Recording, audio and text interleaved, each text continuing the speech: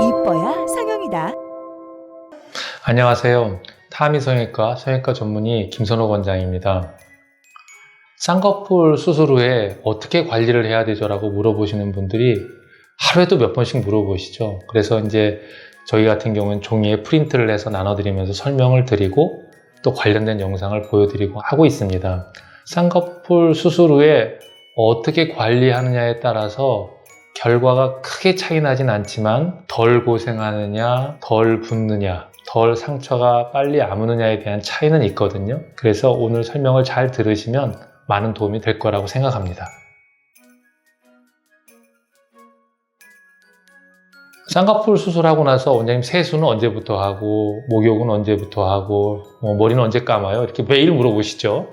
눈꺼풀만 제외하고 조심스럽게 얼굴을 닦아내시면 됩니다. 그리고 머리도 감으셔도 되고요. 근데 머리를 감다가 혹은 샤워를 하다가 눈꺼풀 수술 부위에 물이 묻어 있을 수가 있겠죠. 그런 경우에는 마른 수건이나 얇은 꺼즈로 그 물기만 살짝 닦아내시면 됩니다. 걱정하실 필요는 없고요. 실밥에 물이 묻어서 원장님 이거 큰일 나는 거 아니에요? 라고 물어보시는 분들이 있는데 관계없습니다. 실밥에 묻은 물도 간단하게 닦아내고 그러시면 그게 뭐 염증을 일으킨다든가 그러진 않으니까 걱정하지 않으셔도 돼요. 쌍꺼풀 수술을 하고 나서 절개법인 경우에는 꺼즈를 하루나 이틀 정도 붙여드립니다. 왜냐하면 핏물 혹은 진물이 배어나오기 때문인 것인데요. 꺼즈가 떨어지는 경우에는 굳이 떨어진 꺼즈를 또 붙일 필요는 없고요.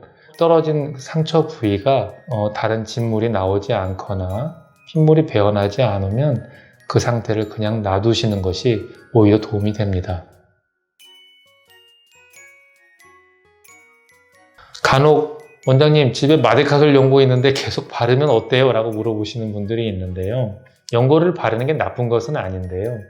연고를 바르는 과정 중에 그 상처에 아주 작은 트라우마, 작은 자극 이런 것들이 주어질 수 있으면 상처가 오히려 틀어지거나 그로 인해서 피도 날 수가 있거든요.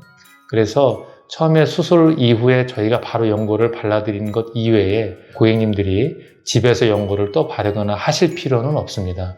연고를 안 발라서 무슨 문제가 생기는 것은 없으니까요. 걱정을 안 하셔도 됩니다.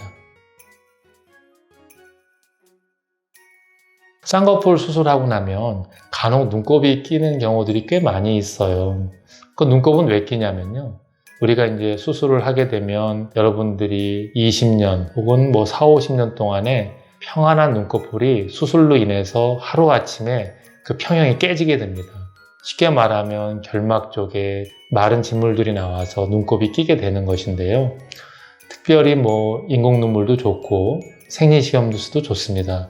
그런 거를 이제 면봉에 살짝 묻혀서 조심스럽게 닦아내면 별일 생기지 않으니까요. 내가 왜 눈곱이 생기지? 하고 많은 걱정을 하실 필요도 사실은 없고요. 간혹 쌍꺼풀 수술 후에 원장님 꺼즈에서 피가 계속 묻어나서 어떻게 하면 좋죠? 밤에 응급실을 가야 되나요? 라고 물어보시는 분이 있는데 피가 계속 나면 응급실을 가거나 수술했던 병원에 연락을 해서 가야 되겠죠. 하지만 그런 경우에는 10년에 한 번 있을까 말까 한 경우고요.